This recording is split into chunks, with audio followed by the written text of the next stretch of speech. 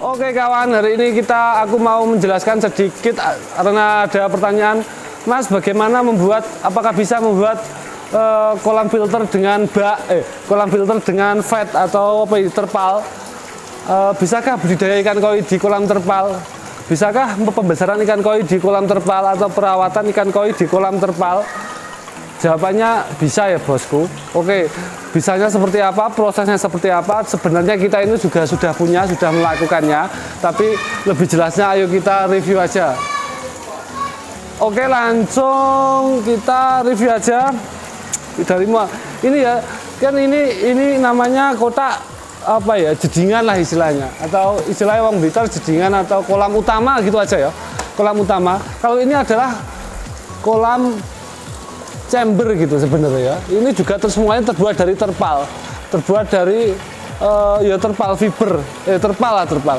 Itu sampai bisa membuat seperti ini di rumah ya. Jadi nggak harus botol, nggak harus cor, itu seperti ini pun bisa. Sama prosesnya.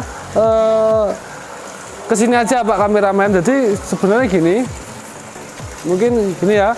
Di sini coba di shoot ini adalah anggap aja chamber semuanya ya toh. Anggap chamber semuanya. Biar mudah itu dari atas saja biar kelihatan. Pak kameramen naik gini aja, nanti tak terangkan di sini. Ya, kameramennya biar rodok kerja, menek ya. Nah, di sini kan ada kotak. Nah, terus ini ada terpal ya. Ini terpalnya orchid itu terpal yang tebel ya. Terus ini kita press, dibuat kotak gitu aja ya. Terus kemudian dikasih media. Nah, pertanyaannya adalah setelah dikasih media seperti ini, filterisasinya bagaimana? Nah, filterisasinya adalah di sini itu tinggal dikasih pompa ya, diisikan di sini. Air masuk ke sini ya. Air dimasukkan ke sini, chamber pertama, gitu. Terus setelah masuk chamber pertama, baru lewat bawah ke chamber kedua, ya toh bos. Kan ini ada sekatannya terpal ini. Atau lebih mudah tidak memakai sekat juga boleh, batu aja biasanya ada yang seperti itu. Itu tergantung. Monggo jenengan bagaimana. Terus lewat filter kedua di sini, lewati sini gitu. Terus lagi nanti turun lagi ke bawah, baru ke terakhir di sini di chamber terakhir, baru masuk lagi ke kolam utama gitu ya. Jadi sebenarnya ini sangat simpel, simpel banget lah, paham lah ya mungkin para koi lover. Jadi pokoknya terserah pompanya mau di atas, mau di chamber pertama atau mau di chamber terakhir. Boleh-boleh saja ya. Yang penting airnya itu masuk ke chamber gitu, terserah bagaimana nyetingnya. Tapi kalau kolam di dalam terpal, kolam koi pembesaran di terpal, di fat itu harus ada chambernya yang penting ya. Untuk apa? Supaya air itu tersirkulasi, air itu jernih lah, meskipun tidak jernih tapi amonia itu ngumpul di chamber itu ya. Nanti yang dicuci itu adalah chambernya aja, jadi nggak harus semuanya dikuras. 1 bulan sekali mungkin chambernya dibersihkan. Nah, itu kan lebih ringan kan, secara pengerjaan lebih ringan, secara tenaga lebih ringan. Jadi supaya koinya tetap sehat dan ketika ada chamber itu lebih mudah untuk lebih membersihkan gitu. Maaf agak batuk karena keselak. Jadi chamber itu minimal 30% ya, 30% dari kolam utama supaya maksimal chambernya. Atau kalau di bawah itu juga boleh, tapi resikonya nanti akan sering-sering menguras, sering-sering mencuci chamber ya. Kalau tidak itu kadang airnya tidak bersih, tidak bisa bening gitu. Oke ya, jadi itu tadi. Terus medianya apa aja? Media filter itu macam-macam ya, bisa menggunakan Ini jaring nelayan. Itu nggak tahu ya pusatnya di mana. Kami pun juga beli. Ini per kilo kalau nggak salah ya 30.000 ya. Ini mungkin 1 kilo mungkin segini. Ini nama jaring nelayan, bekas nelayan gitu loh. Ini juga untuk media filter batu gombong. Terus ini juga menggunakan ini apa ini namanya ini jenenge. Iki bekasnya berambang apa ya? Iki apa ya iki? Bekasnya berambang lah, karung lah ya. Ini juga ya. Ini juga menggunakan ini medianya itu. Terus kalau pakai tong di sana juga ada. Saya juga masih punya tong satu. Kita lihat aja ke sana ya. Saya tak lewat sini, jalannya agak sulit. Tuh, tok soro menrek. Ini juga ada di sini ada filternya juga. Terus ini rek.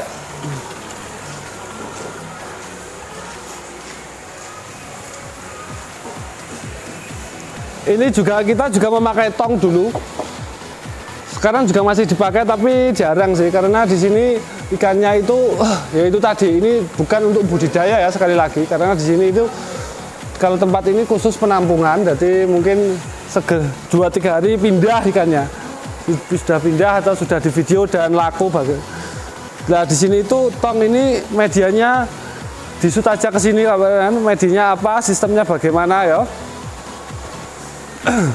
Kalau tong itu ini kelihatan ya. Nah, ini tuh dari sini tuh masuknya air ya. Kalau dipompa, dimasukkan sini, pleng gini. Nah, nanti otomatis di bawah akan penuh airnya ya penuh. Masuk ke sini lah. Setelah penuh kan itu keluar lagi dari sini. Keluar lagi dari tong ini ya. Dari pipa ini masuk keluar sini ya. Itu sistemnya seperti itu kalau di tong ini ya. Tong ini ya, tapi ini sudah jarang dipakai karena memang kita tidak untuk filternya ini hanya tempatnya hanya sementara.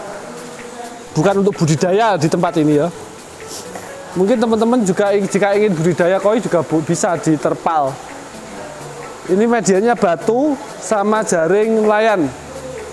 Kemudian tapi kita memakai terpalnya ya. Terpalnya bukan terpal ini adalah plastik apa ya? Kalau di sini namanya mikro atau plastik UV yang warna hitam ini ya. Ini yang tebalnya 0,5 paling tebal ini ya. Ini bukan terpal, beda yang di sebelah sana itu orchid, terpal orchid lah. Kalau ini adalah memakai plastik UV yang hitam. Katanya seperti itu yang teman-teman nyebutnya situ. Terus ya udah seperti dikasih rangkaian besi gitu aja. Terus kenapa toh ada yang tanya kenapa toh nggak pakai semen atau cor atau batako gitu ya? Atau pakai ya permanen gitulah ya. Ya di sini itu ya terus terang di sini itu di rumah saya ini tempatnya sempit dan ketika suatu saat itu ketika ingin merubah settingan itu lebih mudah ya daripada tembok cor. Karena di sini itu tempatnya kan sempit. Jadi ini untuk sementara dulu nanti kalau sudah mau dibongkar ini mudah untuk dibongkarnya ya.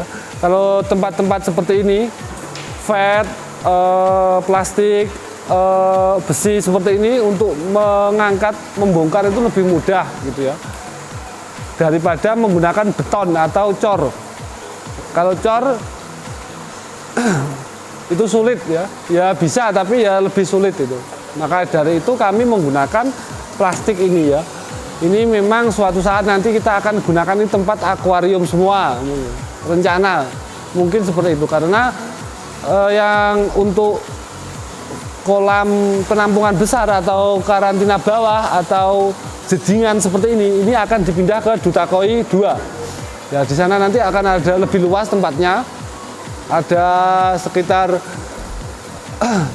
ya 5.000 meter persegi, jadi kan sangat luas dan itu lebih mudah untuk dibuat tempat apa aja. Ada koi, ada maksudnya tetap koi, ada kolam filter, ada penampungan, ada akuarium. Di sana lebih luas. Kalau di sini kan rumah, di belakang rumah tempatnya apa adanya, dan ya kami memaksimalkan aja gitu.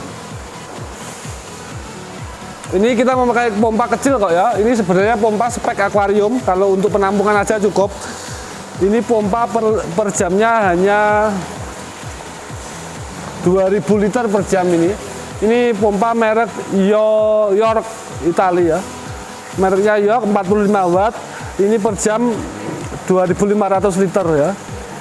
Ini kecil. Ini cukup kalau hanya untuk memutar, bukan untuk filterisasi ya. Ini bukan untuk membersihkan sebenarnya, nggak maksimal ini.